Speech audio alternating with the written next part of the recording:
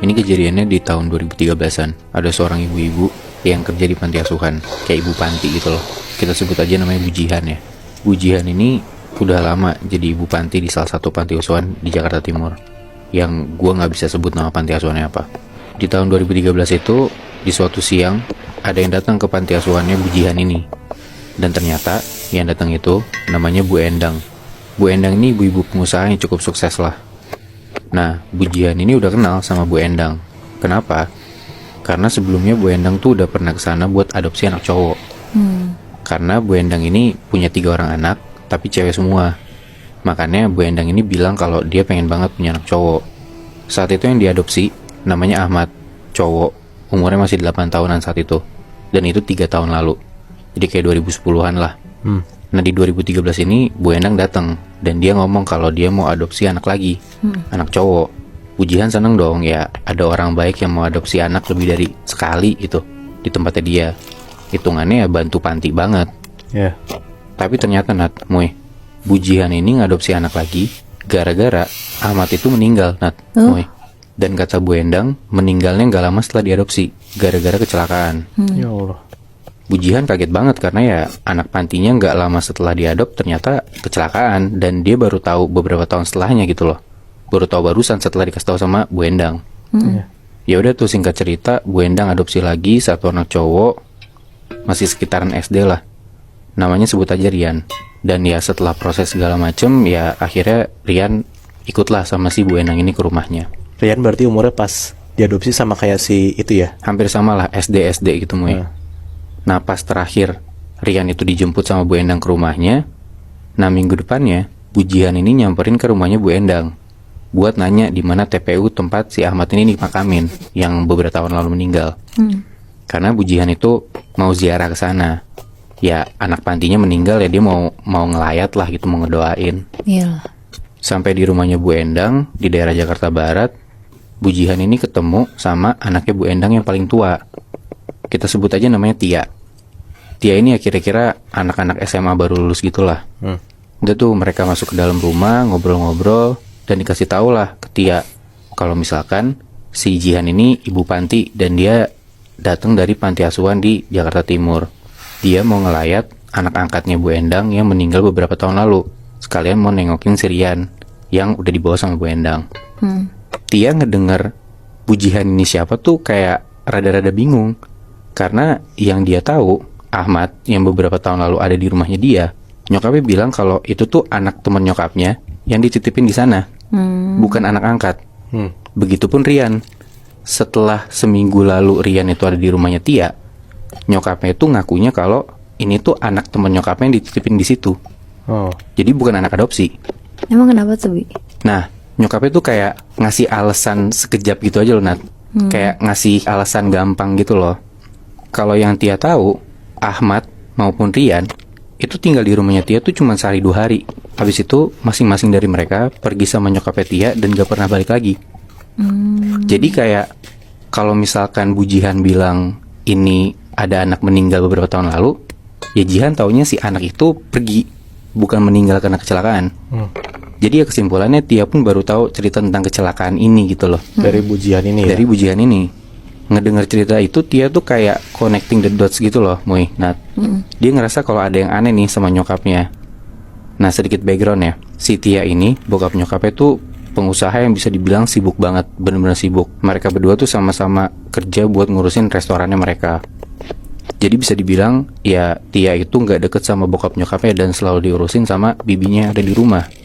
Nah tapi entah kenapa Tia tuh ngerasa bibinya ini tahu sesuatu, karena segala urusan rumah dan sedikit urusan nyokapnya tuh ngomongnya ke bibi ini, bukan ke Tia. Akhirnya Tia langsung lah nanya ke bibinya, anak yang minggu lalu ada di rumahnya dia tuh siapa? Dan Tia tuh bukan nanya sebagai orang yang bingung.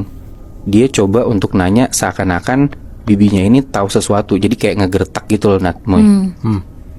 Jadi yang awalnya bibinya itu rada-rada ngelak, bilang gak tahu segala macem, akhirnya Tia bilang kalau misalkan Tia tuh tahu Rian yang minggu lalu ada di rumahnya dan Ahmad yang beberapa tahun lalu ada di rumahnya itu bukan anak teman nyokapnya, tapi anak dari panti asuhan. Dan kalau emang beneran si Ahmad itu meninggal gara-gara kecelakaan dan nyokapnya nyembunyiin sesuatu, Karena nyokapnya bohong kan. Tadinya bilang kalau itu anak teman nyokapnya. Nah Tia bilang kalau bibinya ini bakal dilaporin ke polisi saat itu juga. Ini nanyanya depan bujihan juga, Bi? Betul. Ya karena cuman gertakan doang gitu loh dari si Tia ini ke si bibinya. Nah mungkin karena yang namanya pembantu gitu ya, dia panik digertak kayak gitu. Berhasil tuh Nat, Moy, dikasih tahu lah sama bibinya ini. Jadi sebenarnya bapak sama ibu tuh selalu dapat giliran buat bawa anak cowok ke perhimpunannya mereka. Perhimpunan apa? Nah, perhimpunan itu tuh kayak bibinya sebenarnya nggak tahu pasti apa, tapi kayak perhimpunan ini tuh punya acara besar gitu yang diadain setiap setahun sekali. Di tahun ini gilirannya bapak sama ibu buat bawa anak cowok ke sana. Bibinya masih bilang kayak gitu. Bibinya bilang, ya pastinya gimana sih saya nggak tahu non. Tapi yang pasti tiap malam acara besar perhimpunan itu, ibu pasti nanya dulu ke bibi, si non udah tidur belum? Pas mau balik nih, pas nyokapnya mau balik nih dari perhimpunan itu. Kalau si Tia udah tidur, barulah bapak sama ibu tuh pulang. Dan si bibinya bilang, begitu bapak sama ibu sampai rumah, badannya bapak sama ibu tuh kayak bau amis banget. Terus bibinya bilang, bibi cuma tahu itu aja non, selebihnya bibi nggak mau tahu. Ibu pun nggak ngasih tahu apa-apa. Nah dengan info yang kayak masih setengah-setengah gitu, Tia ini masih bingung sebenarnya ini perhimpunan apa sih. Ya. Tia pun nggak pernah tahu bokap nyokapnya tuh ikut organisasi apa gitu kan. Ya dia cuma tahu bokap nyokapnya tuh punya usaha restoran dan emang bener-bener tiap hari ngurusin restoran itu gitu loh. Karena emang ya restorannya bisa dibilang cukup rame.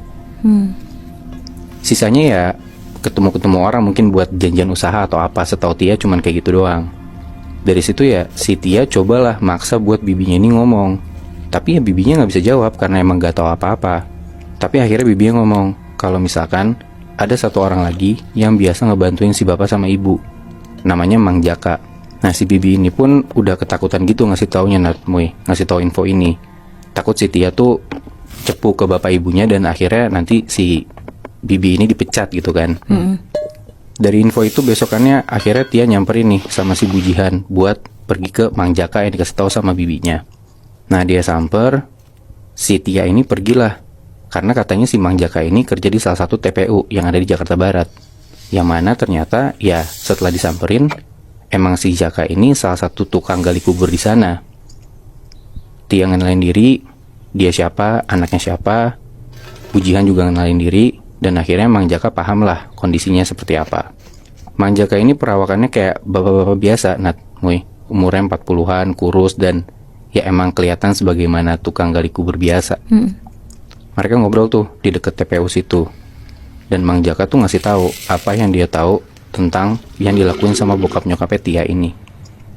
Jadi Natmoy, bokap nyokapnya Tia itu ikut ke dalam sebuah sekte yang mana anggotanya ini ngadain semacam upacara tiap tahun di suatu malam buat ngelakuin persembahan. Dan yang ditumbalin itu harus anak cowok. Oh jadi pakai tumbal? Betul. Nah Mang Jaka ini ngerasa ya udah biasa ngelakuin kayak gini, toh dia dibayar juga lumayan duitnya buat nguburin mayat yang abis dipakai buat persembahan ini. Nah Mang Jaka bilang setiap anak cowok yang abis dipakai buat persembahan itu lehernya selalu robek dan dadanya juga kebuka. Terus jantungnya tuh pasti udah hilang. Selain itu, logikanya kan kalau dada kebuka, darahnya agak-agak berserakan gitu ya.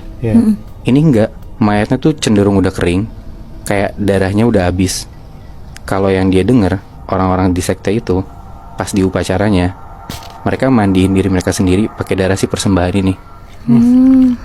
Dan mereka selalu ngelakuin itu tiap tahun, biar anggota-anggota dalam organisasi itu usaha mereka tetap lancar dan tetap aman-aman aja. Di akhir Mang Jaka bilang, ya kamu gak usah takut dan gak usah mikir mau laporin ini kemana-mana. Karena ya kalau sampai bocor dan makin luas, gak cuman kamu sendiri ataupun bujihan yang kena, tapi ya bapak ibu kamu juga pasti kena buat diapa-apain sama si organisasi ini. Sampai detik ini pun juga si Tia gak konfrontasi ke orang tuanya, Bi?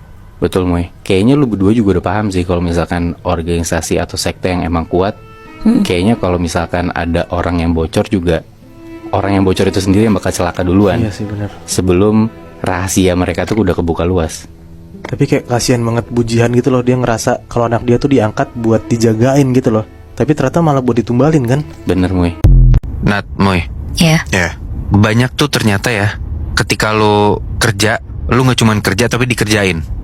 Dalam artian gini, mungkin bos-bos lo tuh, atau lo pernah kerja di tempat yang bosnya tuh nggak cuman ngasih lo kerjaan tapi suka ngerjain lo. Suka ngasih kerja lembur, suka ngasih tiba-tiba kerjaan yang di luar job desk lo gitu ya. Iya. Mungkin hitungannya udah sering banget terjadi di in general gitu ya. Cuman lo pernah kebayang nggak kalau misalkan kerjaan tuh ada yang bahaya dalam artian resiko kerja gitu ya, termasuk yang tadi dikerjain sama bos lo. Tapi ada juga resiko kerja yang nggak cuman bahaya, tapi juga kerja yang berhubungan sama hal-hal gaib. Gue gak pernah ngalamin, Bi. Tapi gue baru banget dapet cerita. Ada yang ngirim ke email kita. Ada satu kejadian horor yang terjadi di pekerjaan. Gak cuma berbahaya, tapi ternyata ada sangkut pautnya juga sama hal-hal gaib.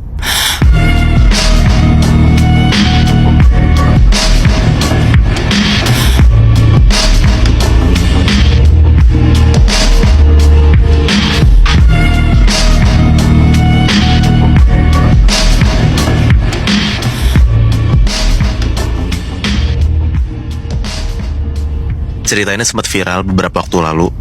Dan viral itu karena ada sebuah video pengakuan dari seorang cewek yang dapat tawaran job jadi MC di pesta tumbal pesugihan di Pondok Indah. Tahu gue. Pernah dengar gak lo? Pernah. Lo pernah dengar, Iya, Bi? pernah dengar. Nah, cerita itu emang udah banyak banget, Bi, kesebar di internet. Tapi karena pas gue lihat email kita, DM kita, itu banyak banget yang request dan masih ngirim cerita tentang itu. Jadi gue ceritain malam ini ya. Oke. Cerita ini viral karena yang jadi MC itu ngepost di TikTok dan YouTube-nya. Dan dia cerita pengalaman anehnya dia yang dialamin pas ditawarin jadi MC di sebuah birthday party gitu katanya. Kejadian itu sekitar bulan April tahun 2021. Sebutlah yang ngalamin ini namanya Dini. Dia itu dapat tawaran MC. Ada jadi kayak ada orang gitu, Bihnat, nge-DM IG dia dan nawarin MC, nanya red card. Akhirnya nanya biasa gitulah, tukeran kontak. Dikasih lah nih kontaknya si Dini ini ke cewek ini nih, ke kliennya. Chatan lah, udah pindah ke WA. Ternyata Dini ditawarin MC di sebuah pesta ulang tahun ke-54 seorang cewek yang domisilinya itu tinggal di kawasan elit Jakarta Selatan, Pondok Indah. Oke, berarti ulang tahun ke-54 ibu-ibu dong. Iya. Oke. Info awalnya kayak gitu ya. Nah, diinfoin juga katanya abis birthday party si ibu-ibu ini, si kliennya tuh bilang ada lanjut ke acara eksekusi. Di bayangan Dini kayak eksekusi ya serem ya, lu kalau misalnya dikasih tahu abis ini ada acara eksekusi ya, pasti lu ngiranya serem banget kan. Iya. Terus ditanyalah sama Dini kayak eksekusi apa ya mbak gitu. Terus sama si cewek ini, si kliennya dijelasin kalau ternyata ada berondong di pesta tersebut. Terus lebih jelasnya lagi, katanya akan ada lelang berondong. Jujur Dini tuh bingung banget. Dan dia tuh tetap profesional. Dia juga nanya, Dini tetap profesional lah, karena dia mikir kan MC cuma mandu acara. Gak pedulilah dia mau acaranya kayak gimana, yang penting gue mandu doang lah gitu. Terus si klien cewek ini bilang kalau misalnya Dini takut, gak apa-apa kok bawa partner. Nah langsung lah si Dini bilang lah ke cewek ini, si klien ini kayak, oh iya aku mau bawa partner, MC ku juga cowok, jadi partner berdua. Nah tapi kliennya tuh langsung seakan-akan nolak dan bilang kayak gak boleh ada MC cowok. Bingung lah Dini kayak, kenapa gak boleh? Ditanya lagi sama Dini kayak, jadi gak boleh ya mbak aku bawa MC bareng cowok? Kok ada yang aneh ya? Dini ngechat kayak gitu di WA nih. Nah pas ditanya kayak gitu sama Dini, kliennya tuh bilang kayak alasannya kalau acara itu tuh khusus buat cewek aja. Dan langsung diiming-iming nih sama si klien ini, kalau Dini datang sendiri, Dini tuh bakal dibayar rate-nya 10 juta per jam. Wow. Ya lu bayangin aja Bihnat, kalau misalnya lo dibayar 10 juta per jam, ya masa lo nolak kan? Iya. Iya benar. Akhirnya oke lah, deal tuh. Agreement di awal tuh udah deal ya. Nah beberapa hari setelahnya di chat tuh si Dini sama kliennya lagi. Si klien tuh kayak nge-follow up, ngasih tau lah ke Dini kayak pestanya bakal digelar di tanggal 19 Mei 2021 ya mbak. Nah Dini bilang kayak, oh iya gak apa-apa, aman mbak, aman, makasih infonya. Terus Dini nanya lagi soal acara eksekusinya.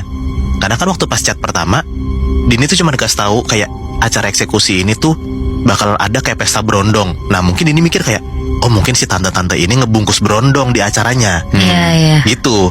Nah akhirnya dijelasin lah sama kliennya, dibales nih. Kliennya bilang kayak gini tapi, kalau misalnya Dini mau tahu sebenarnya tuh acara eksekusi itu kayak gimana, kliennya tuh minta Dini buat nonton dulu film Rumah Darah. Nah Dini langsung mikir kayak, film Rumah Darah itu kan film thriller pembunuhan kayak gitu. Dicat lagi lah sama si Dini kayak, kenapa harus nonton film Rumah Darah? Nah akhirnya nonton lah si Dini nih, penasaran kan dia. Dan udah nonton segala macem. Pas Dini nonton, akhirnya Dini sadar kalau film Rumah Darah itu tuh ceritanya tentang pesugihan. Langsung lah ngechat nih, si Dini ngechat si mbak klien itu lagi kayak, Mbak, ini tuh buat pesugihan ya? Terus si kliennya jawab, iya kurang lebih pesugihan. Jadi ini sebenarnya event ini pesugihan. Oke. Dijelasin lagi lah nih sama si klien ini, karena kan kliennya bilang, kalau misalnya lo mau tahu eksekusi itu apa, lo nonton Rumah Darah. Setelah ditonton, baru lo jelasin nih sebenarnya eksekusi itu kayak gimana ya. Dijelasin sama kliennya, jadi si eksekusi ini itu nanti ada salah satu berondong yang udah dibayar, dan itu dibayar mahal banget sampai ratusan juta sampai miliaran lah katanya. Dan si berondong ini dibeli tuh buat jadiin tumbal. Oke. Menganjing banget sih. Gila kan? Nah banyak yang nanya lah soal kayak, kenapa si berondong itu mau dijadiin tumbal? Kan udah dibayar mahal ya, kenapa mau gitu loh.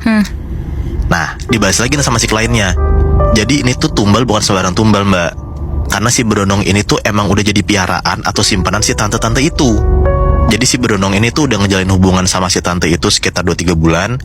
Kasarnya tuh dikasih kayak harta banyak lah sama si tantenya, dikasih mobil, apartemen, rumah. Makanya pada akhirnya si berondong ini mau gak mau lah buat dijadiin tumbal. Duh. Sadis. Nah tapi kliennya juga bilang kalau sebenarnya ada beberapa tumbal si berondong-berondong ini ya yang dijebak dengan cara dituduh nyuri perhiasan si tantenya. Nah si tante itu bilang, kalau misalnya emang lo gak mau dilaporin polisi, ya lo harus mau jadi tumbal gua. Yang bikin ini kaget di percakapan sama si klien ini adalah orang-orang yang numbalin si berondong ini itu tuh ternyata semuanya tuh orang-orang kalangan elit Nat. Dan klien ini juga bilang kalau kejadian ini nih setiap setahun sekali udah terjadi, di mana tahun yang Dini itu 2021 itu adalah acara yang ke-16 kalinya. Wow. Percakapan WA sama kliennya berlanjut ke bahas tentang prosesi ritualnya, yang mana caranya tuh katanya pakai mesin dan manual. Jadi ada birthday party, habis itu eksekusi, habis itu ritual. Dijelasin lah nih sama si kliennya.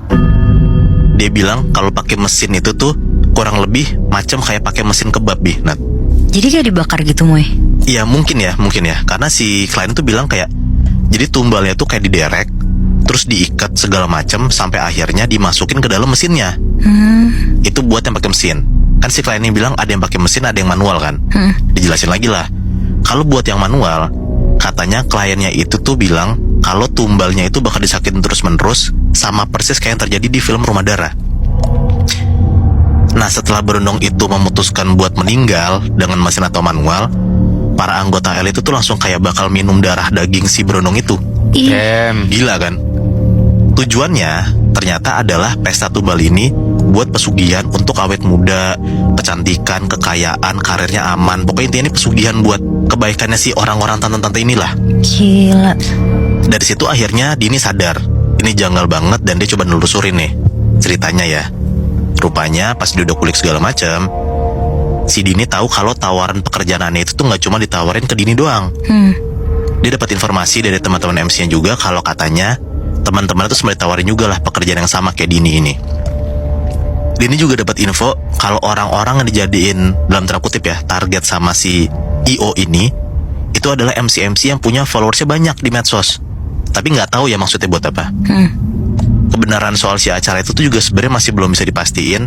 Yang jelas intinya si Dini tuh nggak ngambil MC itu Nat. Dan si klien itu pun tiba-tiba juga hilang. Sampai berita ini viral pun juga nggak ada tindak lanjut dari acara itu detailnya kayak gimana. Ya gue nggak tahu ya, entah udah dibersihin sama polisi atau gimana, gue kurang paham. Tapi intinya cerita ini hilang gitu aja. Sempat viral waktu 2021, sampai akhirnya tiba-tiba hilang aja. Ih gila ya Moy. Berarti demi kenikmatan dunia mereka tuh sampai rela segitunya ya. Iya, dan gue gak habis pikir tuh si berondongnya kenapa mau anjir. Iya padahal untungnya buat dia juga apa, kan dia akan mati juga. Gue termasuk tipe orang yang apa ya, 50-50 sih sama konspirasi gitu ya. Konspirasi si orang-orang elit ini. Iya. Cuman yang gue gak habis pikir, ngapain lu ngajak orang luar yang lu gak percaya? Iya bener. Dan lu belum tahu bisa mastiin dia beneran mau apa enggak. Maksud gue, gak tahu ya, ini tolol banget sih menurut gue. Kayak mendingan si kliennya ini belajar nge-MC training ketimbang lo nyari orang yang lu nggak kenal dan bisa jadi orang ini tuh jadi ngebuka rahasia lu gitu. Ini terlepas. Cerita ini kejadian di salah satu mall yang ada di daerah Cilandak di tahun 2009. Oke. Nah, ini pasti lo berdua tahu banget karena hampir tiap hari lo pasti lewatin. Cuma ya gua nggak bisa ngasih tahu mall ini namanya apa. Gue yakin lo berdua tahu sih. Iya. Gak usah disebut ya. Iya. Nah, kejadiannya tuh tepatnya di supermarket yang ada di mall di Cilandak itu. Oke. Oke. Nah, info sedikit, di sebuah supermarket tuh biasanya dibagi ke beberapa divisi. Ada divisi elektronik, divisi makanan, non-makanan, divisi fresh yang isinya sayuran dan buah-buahan, terus ada divisi keamanan sama divisi kasir. Oke. Yang mana semua itu kayak dipimpin sama store manager lah, ada satu orang pasti kepalanya kan. Iya. Oke. Nah, kejadian janggal di supermarket ini tuh awalnya terjadi di bagian kasir.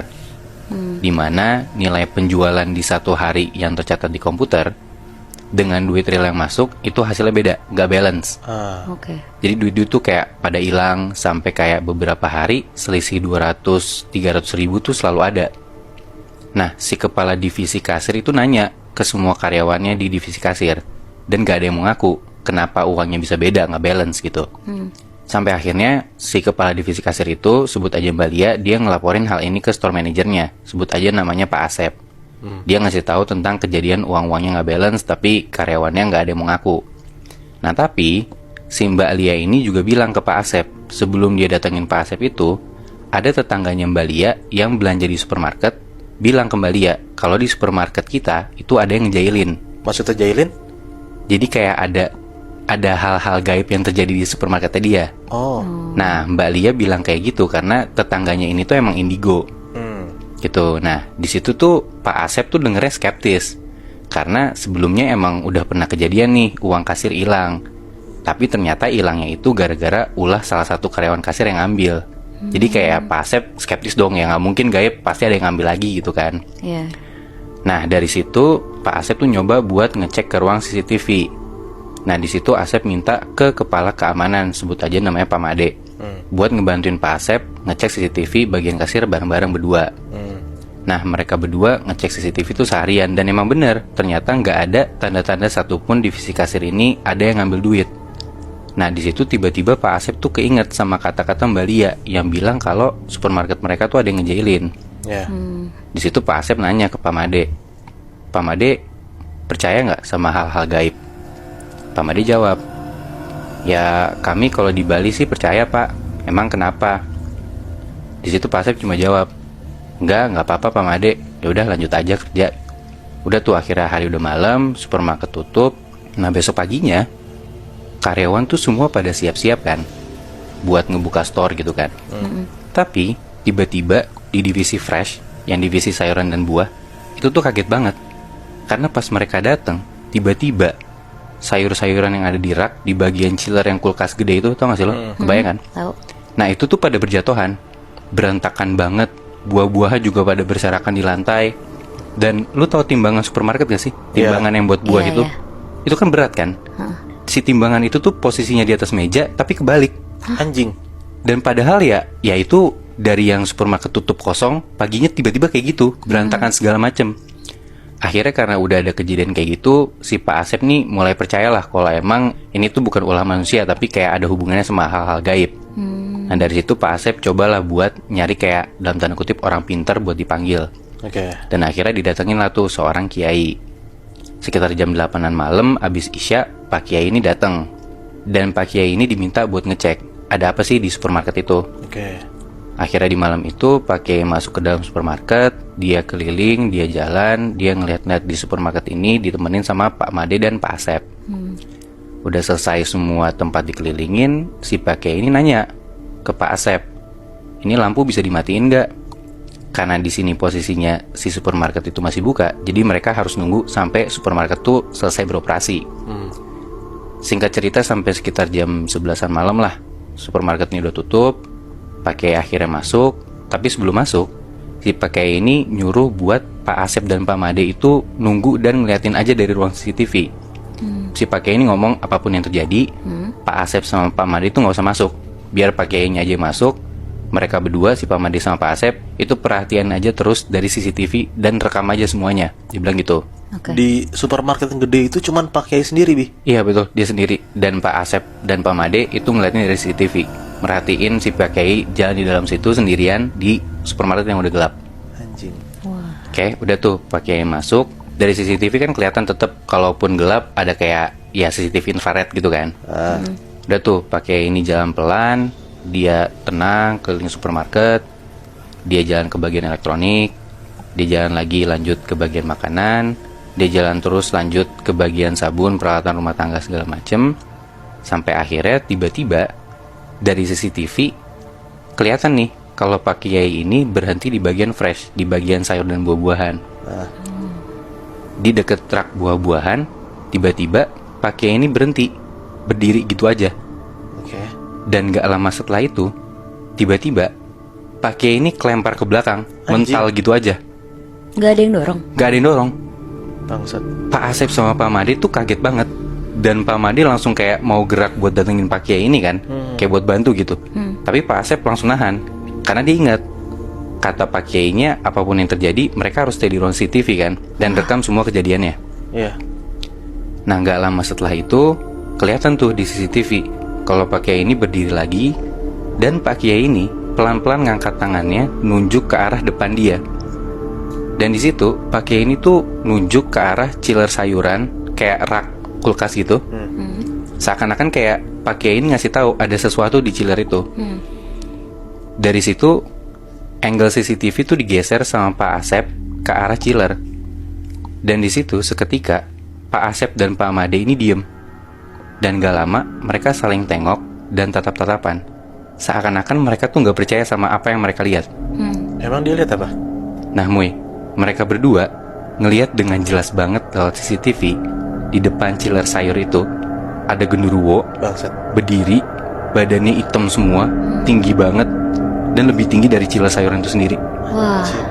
Dan gak lama dari situ, Pak Kiai ini kayak sesantai itu jalan keluar supermarket ke arah ruang CCTV tempat Pak Made dan Pak Asep. Begitu mereka ketemu, Pak Kiai ini langsung nanya, dari kemarin ada duit hilang ya? Pak Asep dan Pak Made kaget banget dong, karena kan Pak Kiai ini kan gak dikasih tahu apa-apa kan tentang duit hilang itu kan. Dan Pak Kiai ini cuma dimintain tolong buat ngecek supermarket mereka itu ada apa gitu aja kan. Dan Pak Kiai ini juga ngasih tahu kalau sempet ada buah-buahan dan sayur-sayuran tuh jatuh berantakan. Pak Asep nanya dong, kenapa Pak Kiai ini bisa tahu? Nah, Pak Kiai ini ngejelasin kalau supermarket ini tuh ternyata ada yang ngejailin. Dan Pak Kiai ini tuh minta buat besok dia mau bawa murid-muridnya ke tempat ini buat di ngajiin. Singkat cerita, besokannya malam setelah udah selesai beroperasi, supermarket udah tutup, supermarket ini di ngajiin. Pak Kiai ngaji di bagian sayur dan buah-buahan. Dengan posisinya tuh Pak Kiai sama murid-muridnya itu tuh duduknya ngelingker gitu loh, Muihnat. Oke. Bayang gak sih? Iya. Ngelingker di bawah lantai. Ya. Nah sedangkan Pak Asep dan Pak Made itu perhatiin lagi dari ruang CCTV. Sampai sekitar jam 12-an malam, tiba-tiba dari CCTV itu Pak Asep dan Pak Made itu ngelihat di tempat Pak Kiai dan murid-muridnya yang lagi ngaji, dengan keadaan mereka duduk ngelingkar gitu, di tengah-tengah mereka yang lagi ngaji, itu berdiri genderuwo. Anjing. Dan si genderuwo itu berdiri sampai sekitar jam 2-an pagi. Diem gitu aja. Diem gitu aja, Jadi 2 jam. 2 jam. Dan di situ posisinya Pak Kiai dan murid-murid itu terus ngaji gitu aja. Sampai sekitar jam 2-an lewat itu, tiba-tiba genderuwo itu hilang gitu aja. Dan gak lama, akhirnya Pak Kiai dan murid-muridnya keluar dari supermarket dan ketemu Pak Asep dan Pak Made.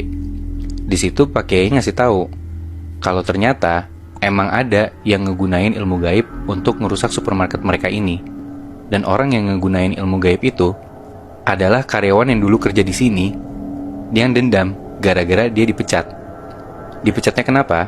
Ingat kan tadi yang gue cerita di awal kalau ada karyawan kasir yang dipecat gara-gara ketahuan ngambil uang di kasir supermarket. Ya. Nah itu dia orangnya. Oh. Anjing, dia balas dendam. Iya Muih, dia balas dendam.